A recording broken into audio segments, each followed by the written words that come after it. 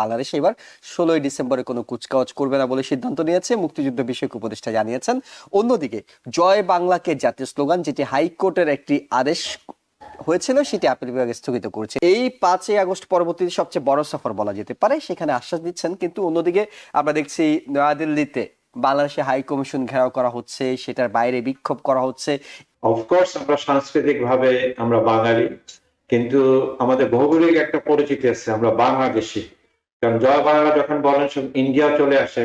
তো এই ব্যাপারে এটা নিয়ে অনেক ধরনের মানে একাডেমিক বিতর্ক আছে। এটাকে একটা আওয়ামী লীগ একটা সর্ট অফ স্লোগান বানানোর চেষ্টা করেছিল, এটা বাংলাদেশিদের একটা স্লোগান না। এই জিনিসটা এজেন্ডাতে রাখা আমি মনে করি উচিত হয়নি, এবং বাংলাদেশ সরকার আরো ডিপ্লোমেসির ক্ষেত্রে আরো সতর্কতা অবলম্বন করা উচিত। বাংলাদেশ এবার 16ই ডিসেম্বরে কোনো কুচকাওয়াজ করবে না বলে সিদ্ধান্ত নিয়েছে, মুক্তিযুদ্ধ বিষয়ক উপদেষ্টা জানিয়েছেন। অন্যদিকে জয় বাংলাকে জাতীয় স্লোগান, যেটি হাইকোর্টের একটি আদেশ হয়েছিল, সেটি আপিল বিভাগ স্থগিত করছে। এই দুটি বিষয় জানবো, এবং এরপরে যখন করিম চৌধুরীর কাছে আসবো তখন জানবো যে একদিকে যেমন ভারতের পররাষ্ট্র সচিব বাংলাদেশ সফর করে গেছেন বাংলাদেশের সঙ্গে সহযোগিতা অব্যাহত রাখার জন্য, এটি এই 5ই আগস্ট পরবর্তীতে সবচেয়ে বড় সফর বলা যেতে পারে, সেখানে আশ্বাস দিচ্ছেন। কিন্তু অন্যদিকে আমরা দেখছি নয়াদিল্লিতে বাংলাদেশে হাই কমিশন ঘেরাও করা হচ্ছে, সেটার বাইরে বিক্ষোভ করা হচ্ছে। এমনকি ভারতের সাবেক রাষ্ট্রদূত বাংলাদেশে যিনি ছিলেন হাই কমিশনার বিনা সিক্রিটির মতো মানুষরাও সেখানে গিয়ে বিক্ষোভ করছেন। সেই বিষয়টি জানবো। কবির হাসান, আগে আপনার বিশ্লেষণটা শুনে নিই। দেখুন, জয় বাংলা স্লোগান দিয়ে শুরু করি। জয় বাংলা স্লোগান যে হাইকোর্ট বা সুপ্রিম কোর্টে এটা যে স্টে করেছে, এটা আমি সমর্থন করি। কারণ অফকোর্স আমরা সাংস্কৃতিক ভাবে আমরা বাঙালি, কিন্তু আমাদের ভৌগোলিক একটা পরিচিতি আছে, আমরা বাংলাদেশি। কারণ জয় বাংলা যখন বলেন সব ইন্ডিয়া চলে আসে। তো এই ব্যাপারে এটা নিয়ে অনেক ধরনের মানে একাডেমিক বিতর্ক আছে, অনেক ধরনের রাজনৈতিক বিশ্লেষণ আছে। কিন্তু এটাকে একটা আওয়ামী লীগ একটা সর্ট অফ স্লোগান বানানোর চেষ্টা করেছিল, এটা বাংলাদেশিদের একটা স্লোগান না। সেজন্য আমি এটাকে সমর্থন করি যে সুপ্রিম কোর্ট যে ডিসিশন নিয়েছে, আমরা বাংলাদেশি হিসাবে পরিচিত হতে চাই। এবং আপনি যখন লিখেন আপনি বাংলাদেশ, আমাদের কনস্টিটিউশন আমরা বাংলাদেশি। এই জয় বাংলা কিন্তু মুক্তিযুদ্ধের সময় স্লোগান জয় বাংলা, অর্থাৎ তখন যে জয় বাংলাটা সবার কাছে গ্রহণযোগ্য ছিল সেটা। দ্যাটস ফাইন, কিন্তু আমরা মুক্তিযুদ্ধ করেছিলাম যে বাংলাদেশ করার জন্য। ইটস নট যে মানে যে বাংলার যে মানে ভাষাভাষী যে সমস্ত লোকজন যাচ্ছে, এটা দুইটা কান্ট্রিতে ভাগ হয়ে গেছে। এটা আমাদের প্রেরণা দিয়েছিল, সে স্লোগান ইজ ওকে। কিন্তু যখন আমরা জয় বাংলাকে আমরা কনস্টিটিউশন আনতে চাচ্ছি, এটা ন্যাশনাল স্লোগান, সেখানে আমার আপত্তি আছে। আবার অন্যভাবে একটু বলা যায় যে এটাকে তো আসলে দলীয়করণ করে ফেলা হয়েছিল, এই স্লোগানটাকে কোন একটা দল নিজেদের সম্পদ বানিয়ে ফেলছিল। জাতীয় সম্পদ যখন আপনি করতে চাইবেন তখন তো আপনার অধিকারটা ছেড়ে দিতে হবে। এক্স্যাক্টলি, যেভাবে বঙ্গবন্ধুকে আওয়ামী লীগ নিজের পারিবারিক সম্পত্তি বানিয়েছে, বঙ্গবন্ধু নিয়ে কারোর কিন্তু কোনো দ্বিমত নেই, সবাই বঙ্গবন্ধুকে ভালোবাসে। বঙ্গবন্ধুকে পচাইছে বঙ্গবন্ধুর কন্যা নিজে। সেকেন্ড ব্যাপার যেটা আপনি বললেন যে কুচকাওয়াজের ব্যাপারটা, অ্যাকচুয়ালি আমি খুব মানে এটাকে সাংঘাতিক সাপোর্ট করি। কারণ এই বিপ্লবটা হয়েছে ছাত্র জনতার বিপ্লব, এবং এই যে কুচকাওয়াজটা একটা জায়গার মধ্যে, গঞ্জির মধ্যে, এবং খুব হাই সিকিউরিটি একটা ব্যাপার। এই যে মুক্তিযুদ্ধ নিচে কিন্তু বড় মুক্তিযুদ্ধ ফারুক সাহেব যিনি, উনি যে সারা দেশে ছড়িয়ে দেওয়া বিভিন্ন জায়গায় আমাদের মুক্তিযুদ্ধকে আনন্দ মিছিল, সব জায়গাতে লোকজনকে জড়ো করা, একটা ডিসেন্ট্রালাইজ ওয়েতে এই জিনিসটা আরো বেশি উৎফুল্ল ভাবে মানে আরো বেশি ফেস্টিভ ওয়েতে বাংলাদেশে পালিত হবে। এই ব্যাপারটা একটা সাংঘাতিক ভালো একটা সিদ্ধান্ত হয়েছে। তো দুটোর ব্যাপারে কুডুস আমি ভালো মনে করি।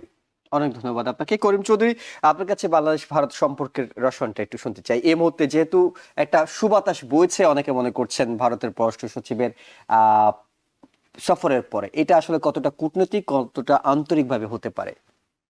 আমি মনে করি যে এটা 100% কূটনৈতিক, যেখানে কোনো আন্তরিকতার কোনো প্রশ্নই আসে না, আমি দেখি না এই আলোচনায়। যখন ভারতীয় পররাষ্ট্র সচিব তাদের দেশের উষ্মা প্রকাশ করে, তাদের দেশের এই খুব একটা আতঙ্কের প্রকাশ করে যে বাংলাদেশে সংখ্যালঘুদের উপর নির্যাতন হচ্ছে, তাদের নিরাপত্তা নিয়ে খুবই শঙ্কিত এবং তাদের উদ্বেগের কথা জানায়, সেই ক্ষেত্রে দরকার ছিল বাংলাদেশের পররাষ্ট্র সচিব, বাংলাদেশের পররাষ্ট্র উপদেষ্টা, এমনকি আমাদের দেশের জাতীয় ইন্টিম গভর্নমেন্ট অ্যাডভাইজার যিনি ডক্টর ইউনুস, তাকে জিজ্ঞাসা করা যে what are the incident you are referring to. তোমার দেশের যে মিস ইনফরমেশন, ডিসইনফরমেশন, বানোয়াটে কাহিনী, তোমার দেশের ঘটনা প্রচার করে তোমার দেশের যে মুসলমানদের উপর নির্যাতন হচ্ছে সেগুলো দিয়ে প্রচার করে তুমি বাংলাদেশে হিন্দু নির্যাতনের প্রচারণা চালাচ্ছ, এই জিনিসগুলো তাকে প্রশ্ন করা হয়নি। হি শুড নট গেট কিছু দ্য ঘটনা চান্স তো টু ঘটেছে। স্পিক। প্রেস সচিব অর্থাৎ প্রধান উপদেষ্টার প্রেস সচিব বলছিলেন 88টা মামলা 70 জন গ্রেপ্তারও হয়েছে, অর্থাৎ 88টা মামলা হওয়ার মতো ঘটনা ঘটেছে। কিন্তু বিষয়টা হলো বাংলাদেশের ঘটনাটা তো বাংলাদেশের, তারা যদি সংখ্যালঘু হয় বাংলাদেশের সংখ্যালঘু, তারা তো ভারতের সংখ্যালঘু নয়। বাংলাদেশ তো কথা বলছে না ভারতের মুসলিমদের উপর কোন ধরনের নির্যাতন হচ্ছে। আমি যেটা বলতে চাচ্ছি সেটা হলো এই বিষয়ে ভারত যেমন কথা বলা, ইন্টারফেয়ার করা উচিত হয়নি, তাদেরকে সুযোগ দেওয়াই উচিত হয়নি। Bangladesh should not accept that agenda during this meeting, should not.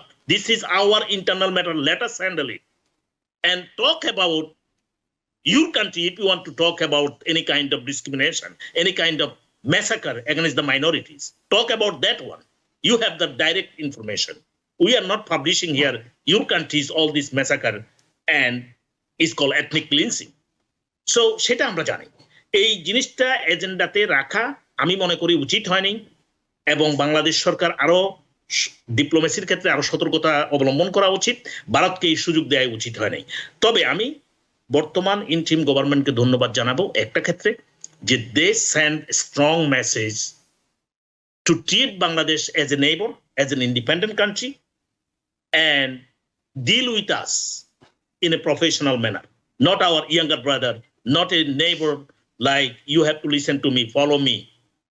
আপনারা দেখেন ভারতের সাথে যতগুলো চুক্তি করেছে, যতগুলো সম্পর্কে আমরা মিডিয়ার মাধ্যমে জেনেছি এ পর্যন্ত, সবগুলো চুক্তি হয়েছে ভারতের পক্ষে, অসমতার মধ্য দিয়ে বাংলাদেশকে দীর্ঘমেয়াদী ভাবে ধ্বংস করার পায়তারা নিয়ে, অর্থনৈতিক এবং রাজনৈতিক ভাবে।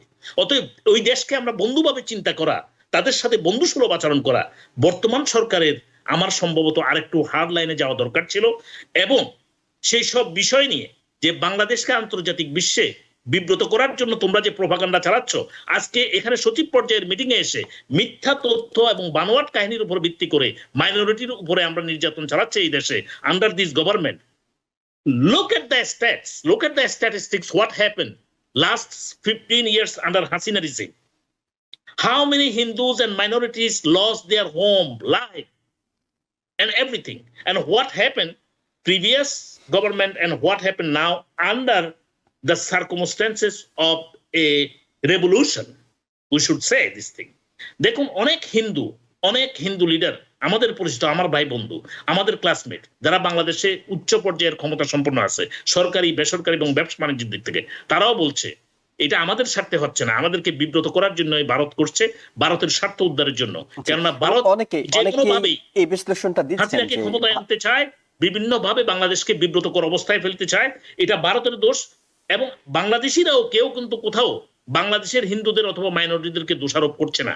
সরকার যেমন সহযোগিতা করছে, প্রত্যেকটা প্রতিবেশী, প্রত্যেকটা রাজনৈতিক দল বাংলাদেশে যাতে কোন রকম সংখ্যালঘু শব্দটাই না থাকে, আমরা সবাই বাংলাদেশি, এটাই আমাদের পরিচয় হওয়া উচিত এবং সেই সাথে যাওয়া উচিত। আর একটু বলে রাখি যে জয় বাংলা স্লোগানটা বাংলাদেশের মানুষের উপরে চাপিয়ে দেওয়া হয়েছিল সেই ক্যাঙ্গারু একটা কোড দিয়েই একটা আদালত থেকে। জনগণ যদি চায় জয় বাংলা স্লোগান বাংলাদেশের জন্য রাখবে, it should be approved in the parliament. New York থেকে সম্প্রচারিত TVN 24 টেলিভিশন, বিশ্বজুড়ে বাঙালির কণ্ঠস্বর।